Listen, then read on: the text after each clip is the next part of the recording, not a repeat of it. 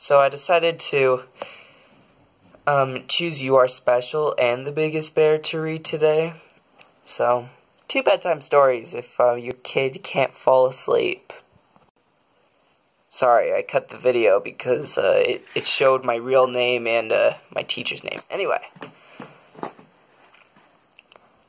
The Wemmicks were small wooden people. All of the wooden people were carved by a woodworker named Eli. His workshop sat on a hill overlooking their village. Each Wemmick was different. Some had big noses, some had large eyes. Some were tall and others were short. Some had hats. Others wore coats. But all were made by the same carver, and all lived in the same village.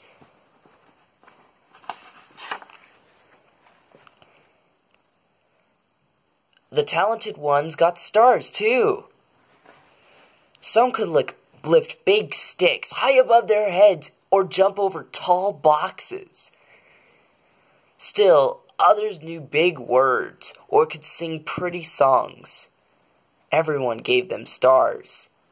Some Wemmicks had stars all over them. Every time they got a star, it made them feel so good. It made them want to do something else and get another star. Others, though, could do little. They got dots. He deserves lots of dots, the wooden people would agree with one another. He's not a good wooden person. After a while, Punchinello believed them. "I'm not a good Wemmick," he would say. The few times he went outside, he hung around other Wemmicks who had a lot of dots. He felt better around them. One day, he met a Wemmick who was unlike any he'd ever met. She had no dots or stars. She was just wooden. Sorry. Her name was Lucia. It wasn't that people didn't try to give her stickers. It's just that the stickers wouldn't stick. Some of the Wemmicks admired Lucia for having no dots, so they would run up and give her a star, but it would fall off.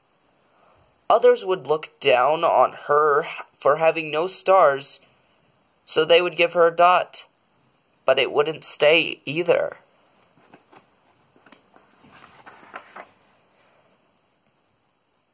"That's the way I want to be," thought Punchinello. "I don't want anyone's marks." So he asked the stickerless Wemmick how she did it. "It's easy," Lucia replied. "Every day I go see Eli." "Eli?" "Yes, Eli, the wood carver. I sit in the workshop with him." "Why?" "Why don't you find out for yourself? Go up the hill. He's there." And with that, the Wemmick had no stickers, turned and skipped away. Oops.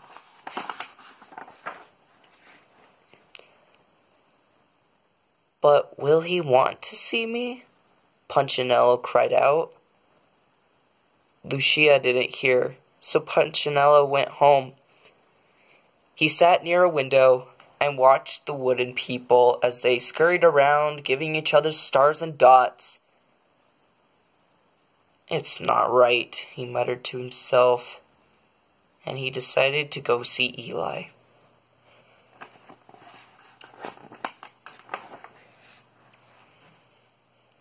He walked up the narrow path to the top of the hill and stepped into the big shop.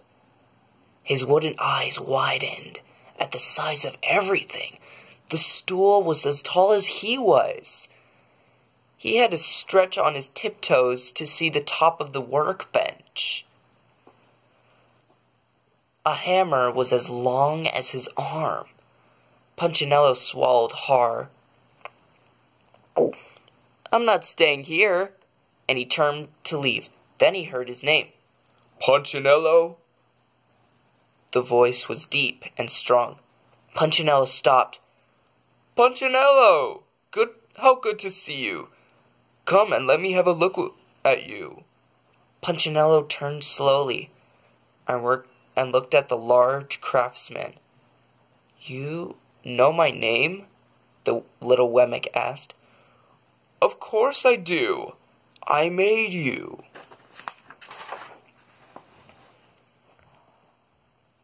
Eli stooped down and picked him up and sat him on the bench. The maker spoke thoughtfully as he looked at the gray dots. Looks like you've been giving some bad marks. I didn't mean to, Eli. I really tried hard. Oh, you don't have to defend yourself to me, child. I don't care what the other Wemmicks think. You don't? No. You shouldn't either. Who are they to give you stars or dots? They're Wemmicks, just like you. What they think doesn't matter, Punchinello. All that matters is what I think. And I think you are pretty special. Punchinello laughed. Me? Special? Why? I can't walk fast. I can't jump. My paint is peeling. Why do I matter to you? Eli looked at Punchinello, put his hands on those small wooden shoulders, and spoke very slowly. Because you're mine. That's why you matter to me. Punchinello had never had anyone look at him like this, much less his maker. He didn't know what to say.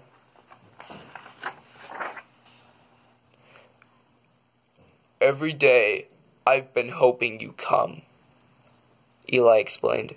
I came because I met someone who had no marks. Sorry, I thought that was Eli who said it. I came because I met someone who had no marks, said Punchinello. I know. She told me about you. Why don't the stickers stay on her? The maker spoke softly. Because she has decided that what I think is more important than what they think. The stickers only stick if you let them. What? The stickers only stick if they matter to you. The more you trust my love, the less you care about your stickers. I'm not sure I understand. Eli smiled. You will, but it will take time. You've got a lot of marks. For now, just come to see me every day, and let me remind you how much I care. Eli lifted Punchinello off the bench and set him on the ground. Remember, Eli said as the Wemmick walked out the door, you are special because I made you, and I don't make mistakes. Punchinello didn't stop, but in his heart he thought, I think he really means it. And when he did, a dot fell to the ground. The end. I hope that message was pretty good.